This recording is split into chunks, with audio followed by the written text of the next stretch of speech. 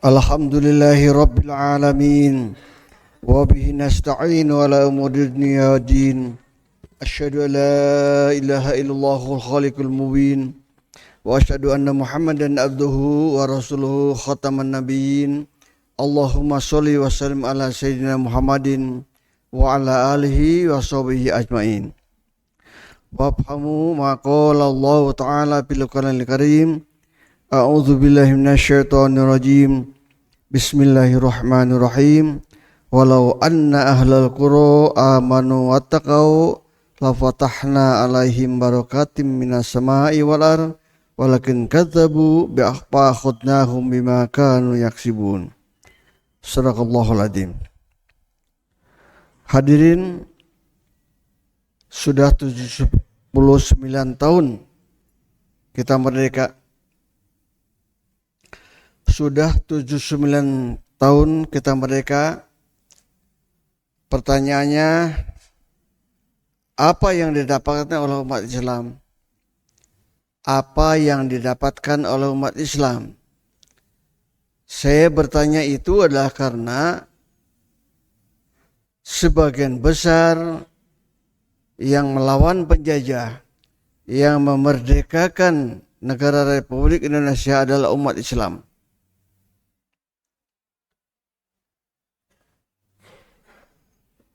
Kalau saya boleh tanya,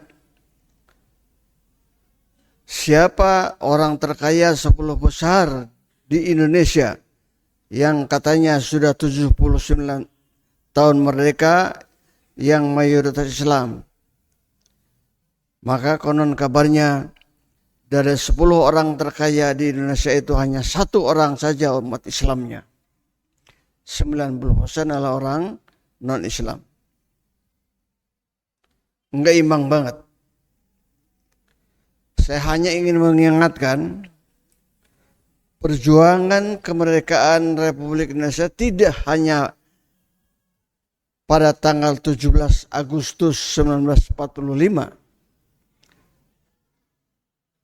Itu merupakan puncak dari segala perjuangan yang jauh-jauh hari sebelumnya, yang harus selalu diingat, dipahami, dan dipelajari oleh kita semua. Sekedar untuk mengingatkan, mulai di tahun 1905 berdiri Sarekat Dagang Islam, yang kemudian jadi Sarekat Islam, yang kemudian menjadi Partai Sarekat Islam, PSI. Tahun 1911 berdiri Persatuan Umat Islam Majalengka dan Sukabumi, yang di dalamnya saya ikut mengelola. Tahun 1912 berdiri Persyarikatan Muhammadiyah. Tahun 1914 berdiri Al-Irsyad. Tahun 1918 berdiri Sumatera Tawalib. Tahun 1923 berdiri Persis, Persatuan Islam. Tahun 1926 berdiri Nahdlatul Ulama, NU. Kemudian berlanjut ke Al-Khairiyah, Matalat Anwar, dan lain-lain. Jadi umat Islam itu berjuangnya sudah puluhan tahun sebelum merdeka. Bahkan Pangeran Diponegoro memberontak tahun 1825 dan 1830 itu sebagai seorang ulama.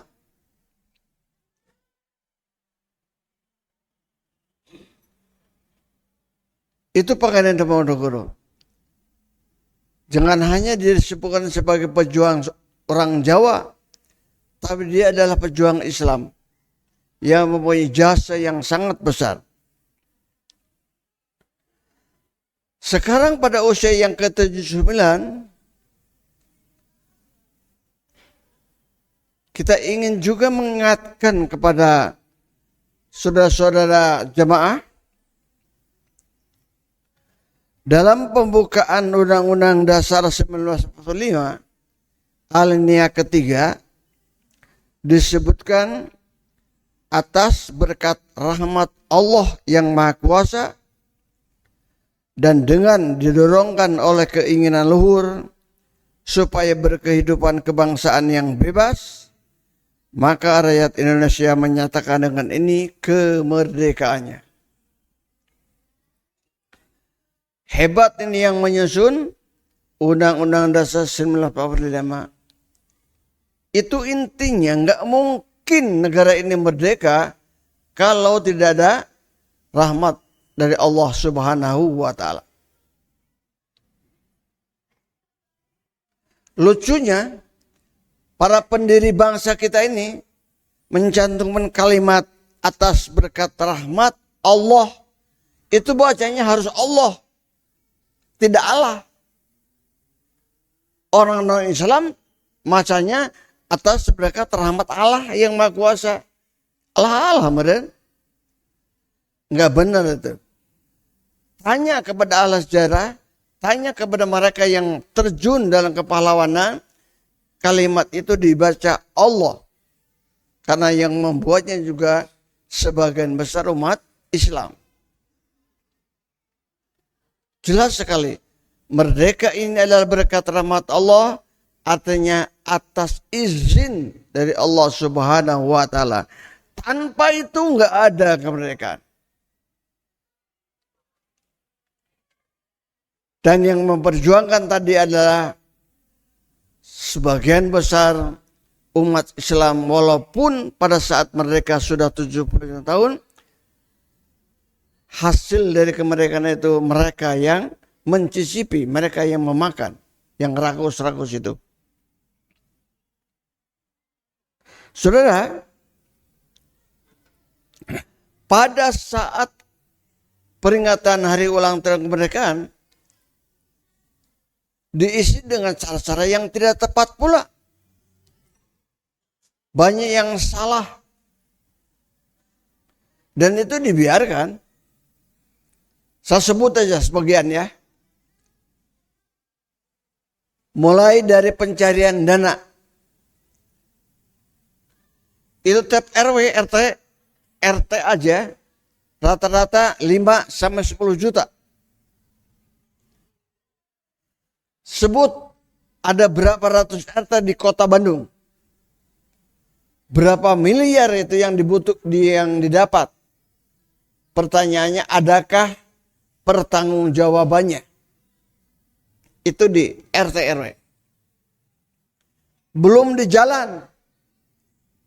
Nyiduk itu yang pakai kardus boro-boro itu mah. Panitia HUT RI ngasih. Tiap hari itu bisa ratusan ribu. Dan dibiarkan saja walaupun itu mengganggu lalu lintas. Satu tuh dalam pencarian dana. Kedua dalam pas 17 Agustusnya atau malam 17 Agustus. Untuk rame-rame bolehlah ada pawai obor. Atau ada karnaval. Tapi lucunya karnaval itu pasti diisi dengan joget-joget. Karena apa? Rata-rata jaraknya 5 kilo. Asal ada hese jarak 5 kilo, no joget, terus joget. Ketika kita dekati ternyata dia kuat itu karena habis minum dulu. Biar kuat. Kuat. Pulang karnaval, bazar. Bazar itu bagus. Tadi karnaval juga bagus ya kalau benar. Bazar. Wah segala macam ayat. Seperti jeung hargana mah sarua jeung di pasar Simbang. Tapi di pojok sebelah sana ada satu meja yang pakai alung gelang. Beli gelang 1.000 perak, lamun masuk atau gelang karena rokok, maka menang rokok. Sedangkan rokok itu harganya 20.000. Kalau masuk ke minuman itu 5.000. Menang minuman. Pertanyaan saya, berapa yang berhasil masuk ke rokok atau berapa yang berhasil gelang itu masuk ke botol? Itu judi, bro. Judi itu. Judi terselubung. Dan kita membiarkan, bahkan ikut gitu. Ramai mah, hari. Nggak bisa hari ya tuh. Begitu mah tegak supaya. Itu ketika bazar. Terus malamnya syukuran kemerdekaan. Ngariung. Karena ngariung supaya tidak capek, tidak cepat ngantuk, main gapleh. Hari gapleh. Silih mendoakan tidak baik. Moda harusnya. Itu kan. Silih mendoakan. Ayo tuh no gapleh. Pupus. Mau tuh. Nggak ada. Cepet. Moda harusnya. Cepet. Gus gitu. Lewat jam 11 malam. Jam 12. Tiris euy. Sugan ngopi. Udah tadi yang ngopi mah jam 10. Jam sakieu lain ngopi ya tuh. Minum, beli bir yang pinggir jalan itu. Geus mabok deui wae. Jam 1 kesel. Pasanganlah duit 1.000-an cenah. Pasang 1.000-an atau 2.000-an. Judi geus mabok, judi, ngomong kotor, wah segala macam. Dalam satu waktu disebut syukuran teh. Yang kayak gitu disebut syukuran kemerdekaan.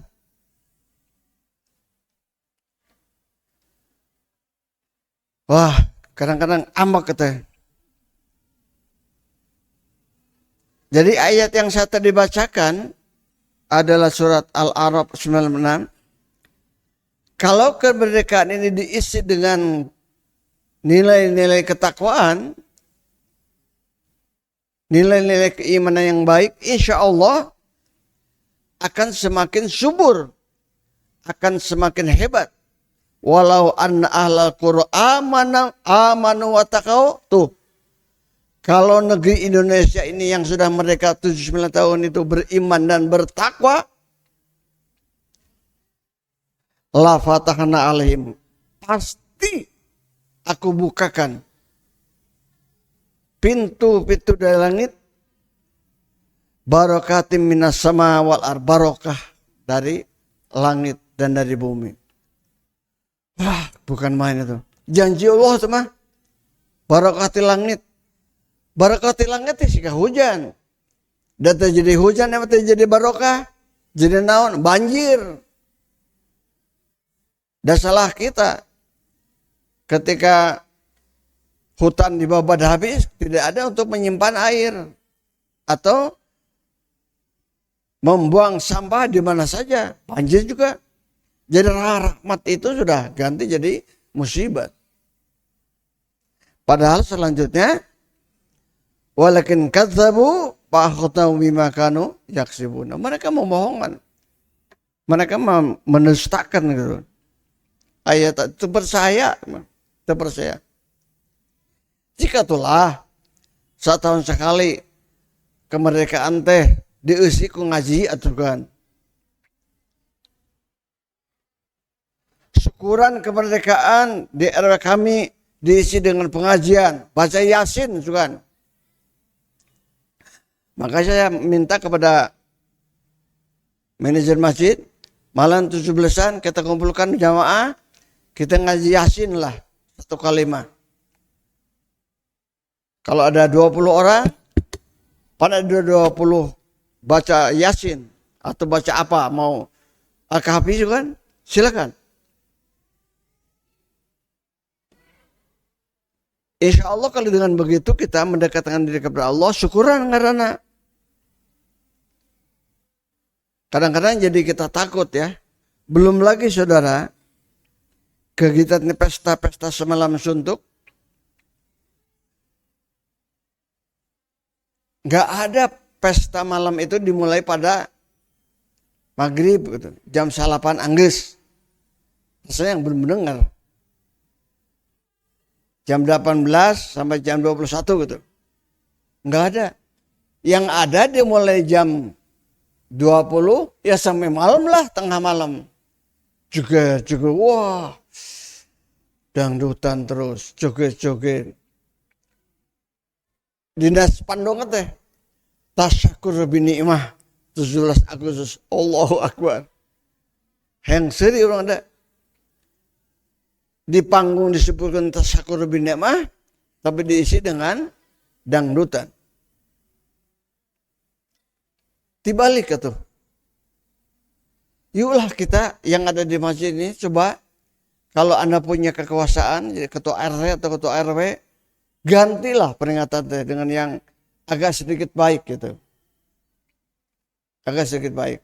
Supaya Allah akan membagikan barokah buat kita semuanya. Saudara-saudara, apa yang harus dilanjutkan atau apa yang harus kita lakukan pada peringatan 17 Agustus ini? Tadi pertama adalah dengan syukuran, isi dengan pengajian. Yang kedua, kan kita ngumpulin duit tuh, jutaan. Coba barangkali kita sisi masih ada janda-janda tua, istri pahlawan yang memang berjuang pada tahun 45-an. Mungkin sudah tua, 80 tahun, 85 tahun. Atau ke anak cucunya yang tidak bisa makan dengan baik. Yang tidak punya rumah dengan baik. Saya pernah melihat di Gedago ini. Si bapak eta, almarhum Allah maghfirahu. Dia itu pejuang. Tapi rumah aja ya Allah, nggak layak sebagai rumah. Dari situ saya berpendapat, bagus kalau duit 17 Agustusan teh pakai ngerehab rumah ya tuh. Wajar. Kalau tidak ada jandanya mungkin anaknya yang menikmati. Sama dengan di Jakarta kemarin ketika sebelum Anies Baswedan. Itu kan pinggir-pinggir jalan utama itu punya rumah-rumah besar. Pajaknya tuh puluhan juta. Sampai ratusan juta pajaknya. Padahal dia itu pensiunan pejuang. Pensiunan dapat pensiun berapa katanya. Tidak cukup. Karena tidak bisa bayar pajak, dijuallah ke Cina. Maka sepanjang jalan-jalan yang mentereng itu milik Cina semua. Zaman Pak Anies kemarin, rumah-rumah pahlawan dibebaskan dari PBB. Hebat itu, hebat. Kepikiran tuh takut orang tadi. Canapi kadenya marinya. Coba didata. Anak pahlawan atau cucu pahlawan masuk sekolah gratis, pakaian sekolah gratis, bahkan kalau perlu uang jajan juga dikasih. Kita hormati peperihan orang tuanya tidak mendapatkan, tidak menikmati gaji atau anak cucunya lah. Nah yang lebih penting lagi buat kita anak-anak mudanya adalah mempelajari sejarahnya. Tadi saya sebutkan sejarah kemerdekaan ini, bangsa ini tidak merdeka ujug-ujug tanggal 17 Agustus, tapi jauh-jauh hari sebelumnya. Maka ceritakan kepada mereka, ada ormas, ada partai, ada orang, tokoh-tokoh. Kalau sudah masih ingat, coba pahlawan dari mulai Sumatera Utara, Aceh, Cut Nyadin, Tengku Umar, pahlawan-pahlawan itu kemudian masuk ke Pangeran Diponegoro di Jawa, Sultan Hasanuddin di Jawa, di Makassar, Sultan Babullah, Semua itu adalah orang-orang kiai-kiai, ulama-ulama yang memperjuangkan kemerdekaan ini. Dibuka lagi. Supaya mereka tahu bahwa pejuang-pejuang itu mayoritas Islam, walaupun sekarang yang menikmati kemerdekaan ini tidak lagi umat Islam. Semoga kita bisa berpikir lebih jernih. Saya hanya mengingatkan, khawatir kalau Allah mencabut berkah ini. Naudzubillah min dzalik. Barakallahu li wa lakum wa nafa'ani wa iyyakum innahu huwal ghafurur rahim.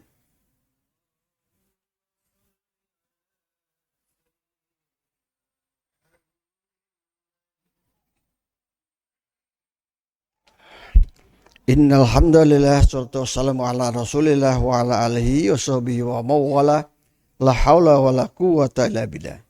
Saudara hadirin, peringatan 17 Agustus baik dilaksanakan apabila mengandung manfaat yang besar supaya Allah memberikan barokah kepada kita. Tadi antara lain mari kita adakan dengan bersyukur kepada Allah, diisi dengan tasyakur binikmah, dengan yang benar, yang baik. Kedua dengan memperhatikan anak-anak pahlawan, anak cucu-cucu pahlawan. Ketiga dengan mempelajari sejarah perjuangan umat Islam yang sampai saat ini masih belum banyak diketahui. Akhirnya mari kita tutup dengan doa. Allahumma sholli wa sallim ala sayyidina Muhammadin wa ala alihi wa sahbihi ajmain. Amin. Allahumma ighfir lil mu'minina wal mu'minat wal muslimina wal muslimat al ahya'i minhum wal amwat. Rabbana dzalamna anfusana wa illam taghfir lana wa tarhamna lanakunanna minal khasirin. Rabbana hab lana min azwajina wa dzurriyyatina qurrata a'yun waj'alna lil muttaqina imama. Rabbana atina fid dunya hasanah wa fil akhirati hasanah wa qina adzabannar. Subhana rabbika rabbil izzati amma yasifun wa salamun alal mursalin walhamdulillahi rabbil alamin. Aqulu qouli hadza wa assalamu alaikum warahmatullahi wabarakatuh.